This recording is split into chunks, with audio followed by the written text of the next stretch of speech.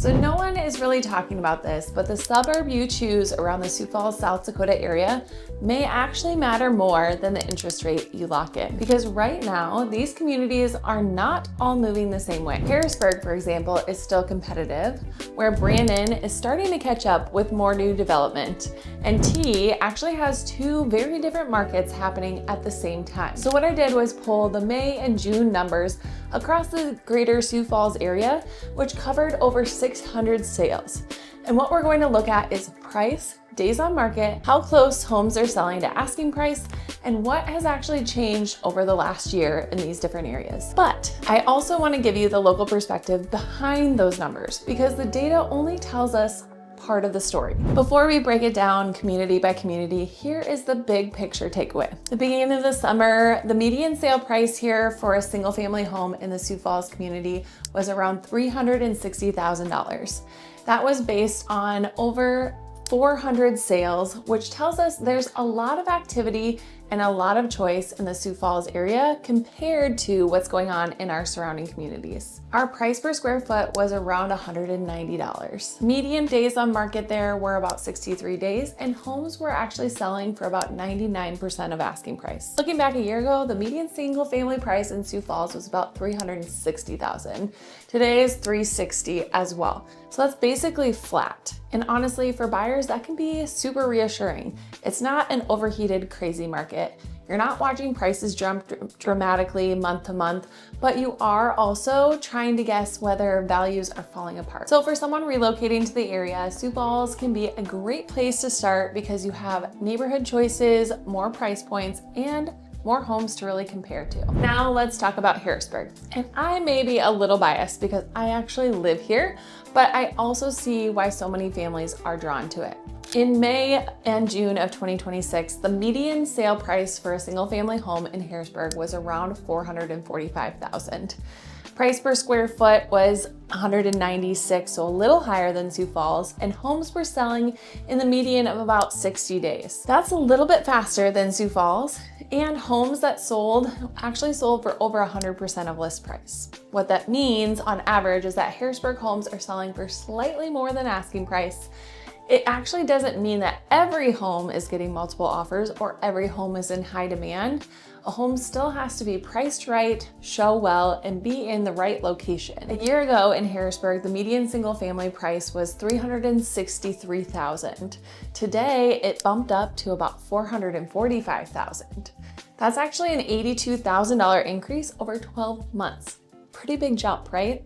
I think it reflects the way that buyers are feeling when they start looking in the Harrisburg community. Harrisburg has a lot of momentum. We're one of the fastest growing communities in the state.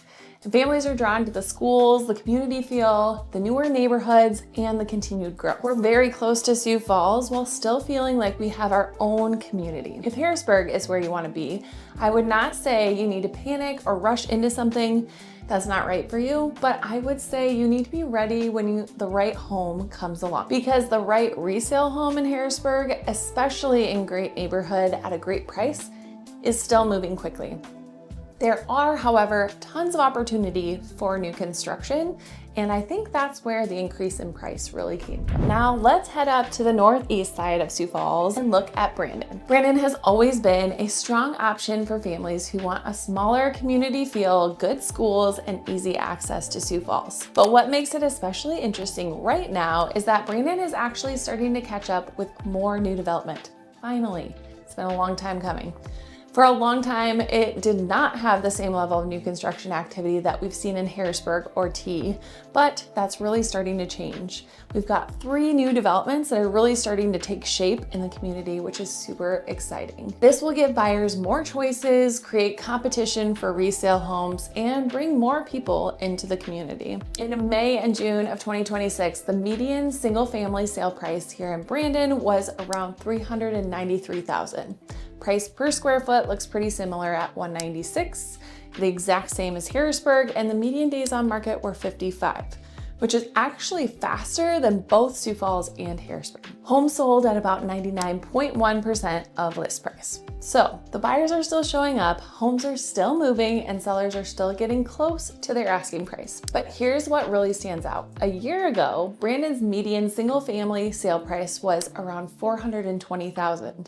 Today, it's actually around $392,000. So that doesn't mean Brandon is struggling necessarily. It means buyers may be finding more value there right now. So for a family who's doing late night home search math and trying to decide whether they want to stretch for Harrisburg or keep their payment a little more comfortable, Brandon might be worth a closer look. And as these new developments come online in Brandon, I think it will be interesting to see how that will impact both resale pricing and buyer demand for the next year or two.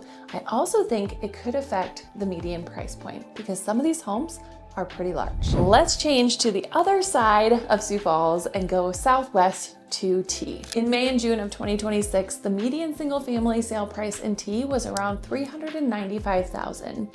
Median days on market were 101 days. Homes sold at about 99.3% of list price, and the price per square foot came in pretty high at $317, which is much higher than Sioux Falls, Harrisburg, and Brandon. So at first glance, you might look at this and say T's homes are sitting around and buyers have tons of leverage. But honestly, that's really not the full story. T has very few resale homes available, and when a good resale home comes up in the right neighborhood with the right attributes, at the right price, it can go very quickly and often at or above the asking price. Right now, there are several spec homes available, and there is not always a lot of competition between builders or between neighborhoods in the same way you might see with those resale homes that are going super fast. That means some of the builder inventory has been sitting a little longer, and that it could be a good opportunity for you as a buyer to negotiate. If you want a new home and want to choose finishes, builder incentives, or want some flexibility on the timing of your move,